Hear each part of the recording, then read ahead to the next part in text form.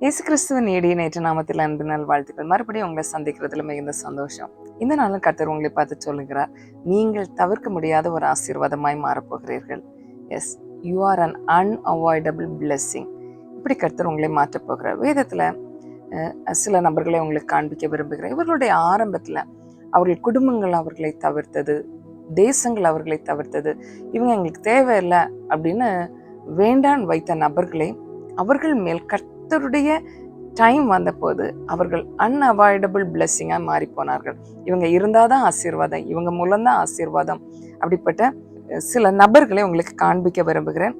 இறுதியாய் இவர்கள் அன்அவாய்டபிள் பிளெஸ்ஸிங்காக மாறுறதுக்கான காரணம் என்ன அப்படிங்கிறதையும் உங்களுக்கு சொல்ல விரும்புகிறேன். தொடர்ந்து கேட்கலாம். முதலாவது ஈசாக். ஆதியாகமம் 26வது அதிகாரத்தில் ஒரு டைமில் ஈசாக் பிளெஸ்ஸிங் மேலே பிளெஸ்ஸிங் வந்துட்டே இருக்கிறது. அது பார்க்கும்போது அவர் இருந்த பகுதியிலிருந்து ராஜாவுக்கே பொறாமை வந்துருச்சு. அதனால ராஜா அவரை அந்த பகுதியிலிருந்து துரத்துறார். இதுக்கு மேலே இவன் இருந்தால் நம்மளுக்கு சரியாகாது அப்படின்னு சொல்லிட்டு துரத்துறார். ஆதியாகமம் 26:16வது வசனம் வாசிக்கிறேன். அபிமெலேக்கு அவர் அந்த ராஜா, அபிமெலேக் ராஜா ஈசாக்கை நோக்கி, நீ எங்களை விட்டு போய்விடு, எங்களை பார்க்கலும் மிகவும் பலத்தவனானாய். இந்த அபிமெலேக்கு ஈசாக்கை துரத்துகிறார். ஆனா அப்படியே தொடர்ந்து வாசிட்டே இருந்தீங்கன்னா ஈசாக்குக்கு நிறைய பிரச்சனைகள் கொடுக்குறாங்க. இவர் போற இடத்துல எல்லாம் இவருக்கு கிடைக்கிற பிளெஸ்ஸிங் எல்லாம் தடை பண்ணிட்டே இருக்கிறாங்க. ஆனா ஒரு டைம் வந்தபோது ஈசாக்கு பொறுமையா இருந்துட்டே இருக்கிறாரு. ஒரு பர்டிகுலர் டைம் வந்தபோது இதே அபிமெலேக்கும் அவரோடு சேர்ந்த ராஜாக்களும் சேர்ந்து இந்த ஈசாக்கிட்ட போகிறாங்க. அதே ஆதியாகமம் 26வது அதிகாரம் 28வது வசனம் சொல்லுகிறது, அதற்கு அவர்கள், நிச்சயமா கர்த்தர் உம்மோடு கூட இருக்கிறார் என்று கண்டோம், ஆகையால் எங்களுக்கும் உமக்கும் ஒரு ஆணை ஏற்பாடு உண்டாக வேண்டும் என்று நாங்கள் நிர்ணயம் பண்ணினோம். உங்க கூட தான் கர்த்தர் இருக்கிறாரு, உங்க கூட நாங்க ஒரு உடன்படிக்கை பண்ணிக்கிட்டோம் அப்படின்னா, நாங்க உங்க கூட கனெக்டட் ஆயிட்டோம் அப்படின்னா உங்களுக்கு கிடைக்கிற அந்த பிளெஸ்ஸிங் எங்களுக்கும் கிடைக்கும் அப்படின்னு சொல்லிட்டு இந்த ஈசாக்கை தேடி வருகிறார். தேவையில்லை, இந்த ஈசாக் தேவையில்லைன்னு துரத்தினா அதே அபிமெலேக்கும் அவனுடைய பிரபுக்களும் ராஜாக்களும் சேர்ந்து அதே ஈசாக்கை தேடி திரும்பவும் போகிறார்கள். அடுத்தது பார்த்தீங்கன்னா யோசேப்போட வாழ்க்கையில நமக்கு எல்லாருக்கும் தெரியும். சகோதரர்கள் எல்லாம் சேர்ந்து இந்த இவன் எங்களுக்கு தேவையில்லை அப்படின்னு சொல்லிட்டு ஒரு குழியில போட்டு கொல்றதுக்காக பிளான் பண்றாங்க. ஆனா அங்கிருந்து அதுக்கு பிறகு எடுத்து அடிமையா விற்கிறாங்க. அடிமையா எகிப்துக்குள் வர்றாரு. ஆனா அதுக்கு பிறகு அவருடைய வாழ்க்கை மாற ஆரம்பித்த போது யோசேப்பு ஒரு அன்அவாய்டபிள் பிளெஸ்ஸிங்கா மாறி போனார். ஒரு தவிர்க்க முடியாத ஆசீர்வாதமா யோசேப்பு மாறி போனார். ஆதியாகமம் 41வது அதிகாரம் 55வது வசனம் பாருங்க. எகிப்து தேசம் எங்கும் பஞ்சம் உண்டான போது ஜனங்கள் உணவுக்காக பார்வோனை நோக்கி ஓலமிட்டார்கள். அதற்கு பார்வோன், நீங்கள் யோசேப்பினிடத்தில் போய் அவன் உங்களுக்கு சொல்லுகிறபடி செய்யுங்கள் என்று எகிப்தியர் எல்லாருக்கும் சொன்னார். எகிப்துல இருக்கிற எல்லாருக்கும், எகிப்துக்குள்ள இந்த யோசேப்பு உள்ளால போகும்போது அடிமையா போகிற, இப்போ எகிப்துல உள்ள எல்லாருக்கும் அன்அவாய்டபிள் பிளெஸ்ஸிங் ப்ரொவைடரா இந்த யோசேப்பு மாறுறார். அதோட நிக்கலங்க. அதே அதிகாரத்தின் கடைசி வசனம் 57வது வசனம், ஆதியாகமம் 41:57 சொல்லுகிறது, சகல தேசத்திலும் பஞ்சம் கொடிதாயிருந்தபடியால் சகல தேசத்தார்களும் யோசேப்பின் இடத்தில் தானியம் கொள்ளும்படி எகிப்திற்கு வந்தார்கள். இதோட முடிஞ்சிருச்சா? இல்லை.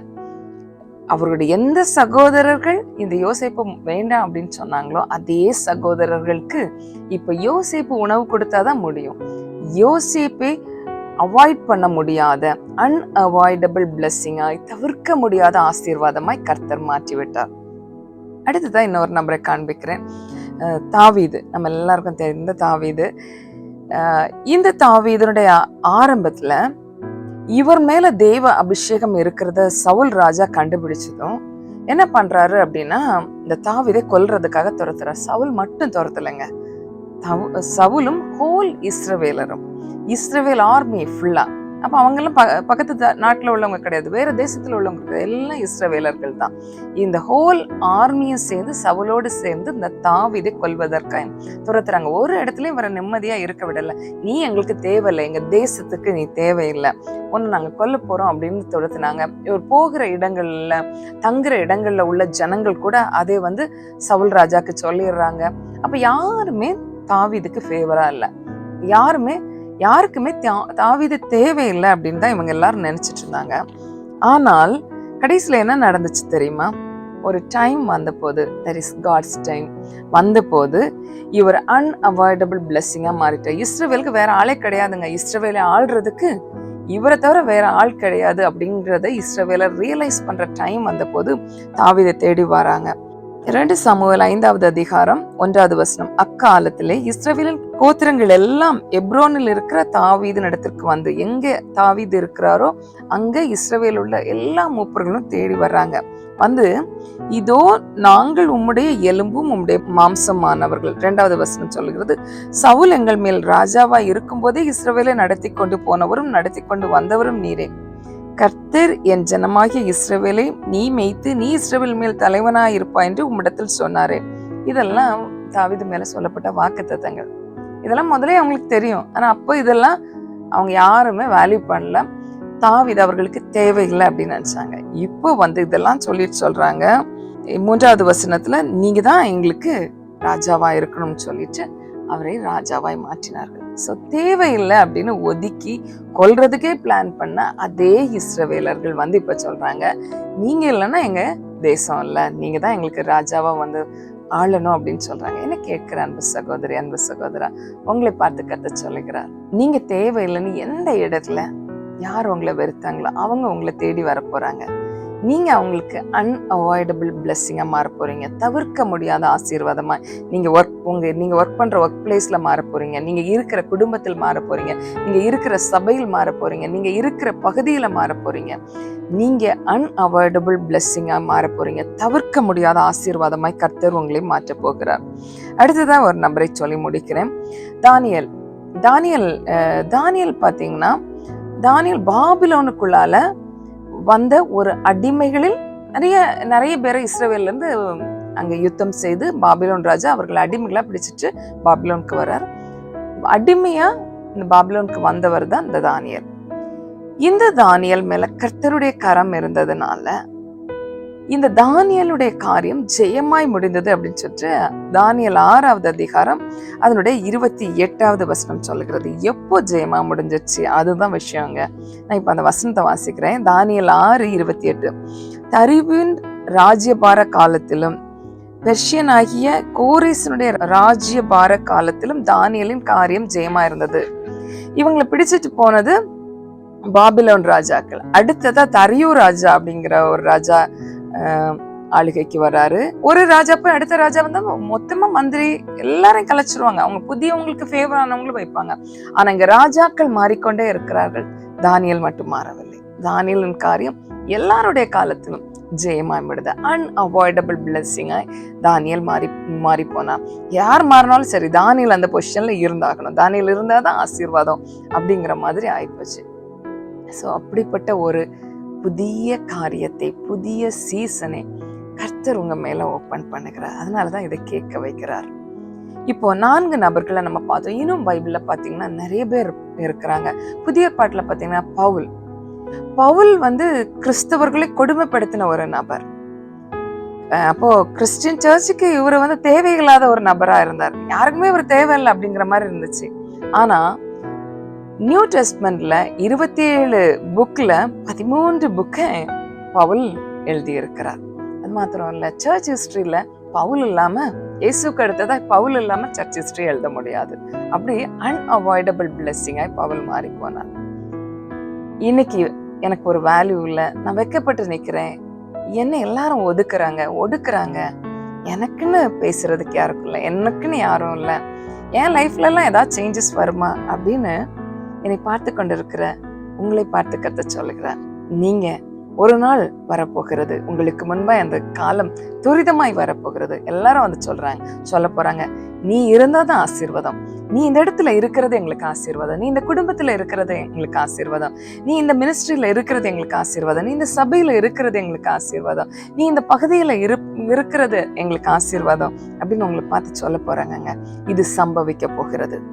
அப்ப இந்த நபர்களுடைய வாழ்க்கையில எல்லாரும் ஆரம்பத்தில் நெருக்கத்திலையும் போராட்டிலையும் தள்ளப்பட்ட நிலைமையிலும் தேவையற்றவர்களாய் கருதப்பட்டவர்கள் எல்லாம் எப்படி அன்அவாய்டபிள் பிளெஸ்ஸிங்கா மாறினாங்க அப்படின்னு பாத்தீங்கன்னா, இவங்க எல்லார்கிட்டையும் இருந்த 3 காமனான ஒரு விஷயத்த உங்களுக்கு சொல்ல போகிறேன். இவங்க எல்லாருக்கும் தேவனோட ஒரு தனிப்பட்ட உறவு இருந்துச்சு. அவங்களுக்கு என்னதான் அவர்களை சுற்றி இருந்தாலும், அது நன்மையா இருந்தாலும் தீமையா இருந்தாலும், தேவனோட உள்ள உறவுக்கு அவங்க முதலிடம் கொடுத்தாங்க. தேவனோட உள்ள உறவை எப்பவும் சரியா பார்த்துக்கிட்டாங்க. அது கரெக்டா இருக்கான்னு பார்த்துக்கிட்டாங்க. அந்த தேவனோட உள்ள ரிலேஷன்ஷிப்க்கு அவங்க இம்பார்ட்டன்ட் கொடுத்து அதுக்காக சில எஃபர்ட்ஸ் அவங்க எடுத்தாங்க. அது ஈசாக்கா இருக்கட்டும், ஈசாக்கு கர்த்தரை தேடுகிறதுனால கர்த்தருடைய சத்தத்தை கேட்கிறவரா இருந்தார்.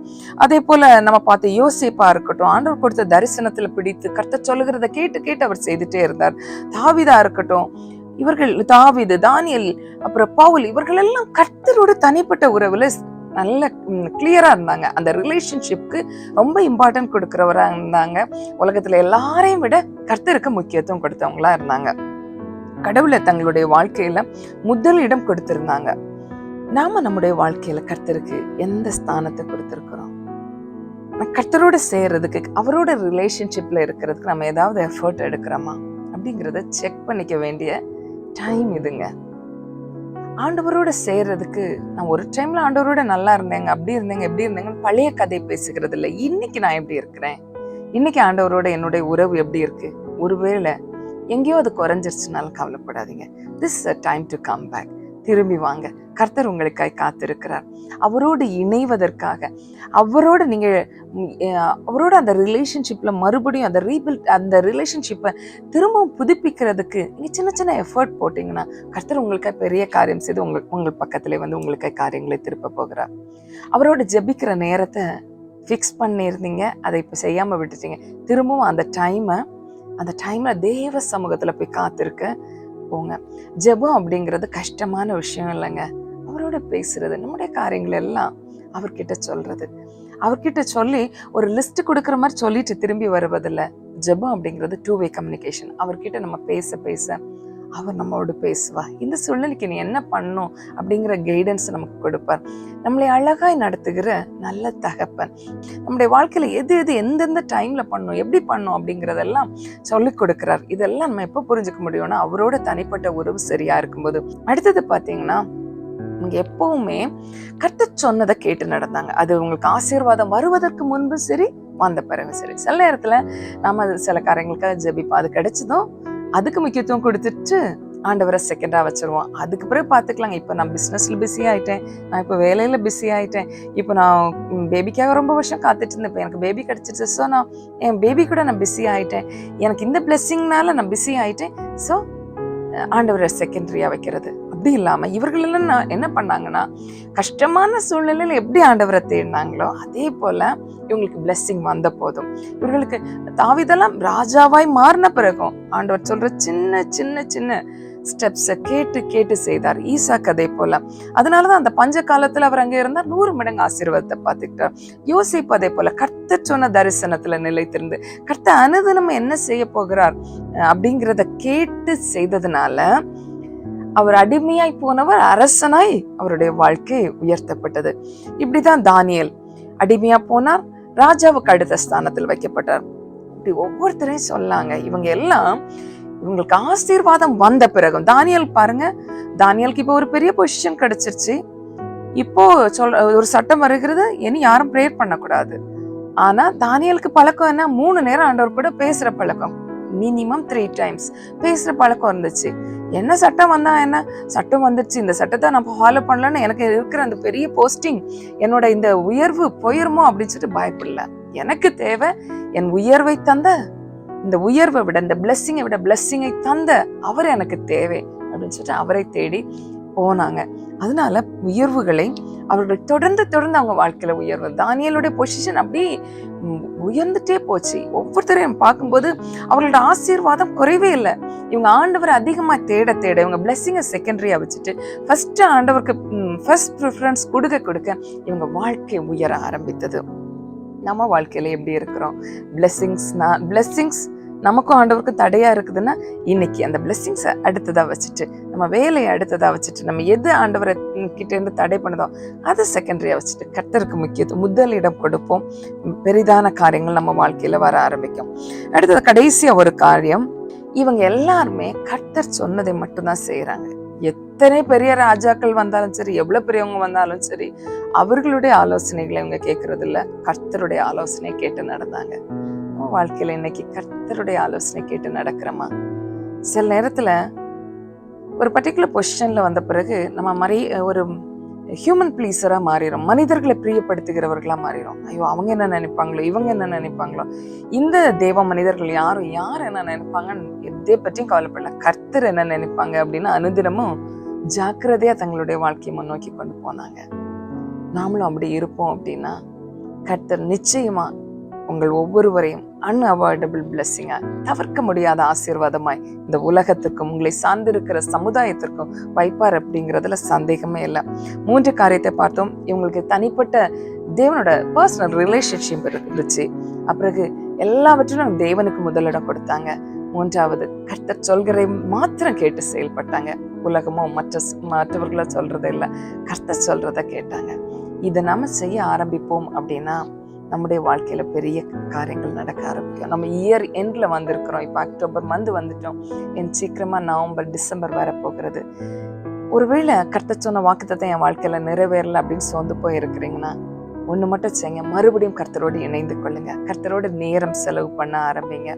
கர்த்தரோட டைம் ஸ்பெண்ட் பண்ணுங்க. போய் பைபிள் ரீட் பண்ணுங்க.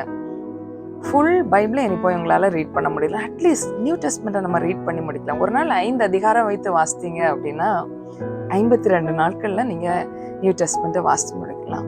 நாளைக்குன்னு வைக்காதீங்க, இன்னைக்கே தொடங்க ஆரம்பிச்சிருங்க. ஒரு ஃப்ரெண்ட்ஸ் குரூப்பாக சேர்ந்து எல்லாருமா சேர்ந்து டெய்லி ஒரு 5 சாப்டர்ஸ் ரீட் பண்ணுறதுக்கு ஒரு நல்ல பிளான் எடுங்க. இல்லை உங்களால் ஒரு 10 சாப்டர்ஸ் டெய்லி ரீட் பண்ண முடியும் அப்படின்னா 26 டேஸில் நீங்கள் நியூ டெஸ்ட்மெண்ட்டை ரீட் பண்ணி முடிச்சிடலாம். இன்னும் நமக்கு நாட்கள் இருக்கிறது. இந்த இயர் எண்டுக்குள்ளால எப்படி ஆகிலும் கர்த்தருடைய சமூகத்துல நெருங்கி போகிறதுக்கு ஏதோ ஒன்றை நான் செய்தாகணும். என் ஜெப நேரத்தை நான் சீர்படுத்தணும். என்னுடைய வேத வாசிப்பை நான் சீர்படுத்தணும். கர்த்தர் பேசுகிறத கேட்கறதுக்காக நான் காத்திருக்கிறது, இதெல்லாம் முன்னாடி பழைய வரலாறா என் வாழ்க்கையில இருக்கக்கூடாது. இன்னைக்கு நான் மறுபடியும் அந்த இதுக்குள்ளால போகணும் அப்படின்னு ஒரு வாஞ்சியோட அவரை கிட்டி சேர்ந்தீங்க அப்படின்னா நிச்சயமாய் நீங்கள் ஒவ்வொருவரும் அன்அவாய்டபிள் பிளெஸ்ஸிங்காய், தவிர்க்க முடியாத ஆசீர்வாதமாய் மாறுவீங்க. நம்ம ஜெபிக்கலாமா? நன்றி ஆண்டவரே, உமக்கு நன்றி.